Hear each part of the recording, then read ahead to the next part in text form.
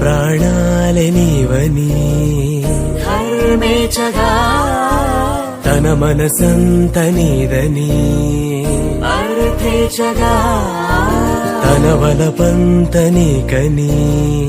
కామేచగా అవధులు లేని ప్రేమకై మోక్షేచగా మూడు ముళ్ళతో 7 అడుగుల అగ్ని సాక్షిగా ఇద్దరు ఒకటిగా మారగా మరుపేలేని సంతకం వెళ్ళి పుస్తకం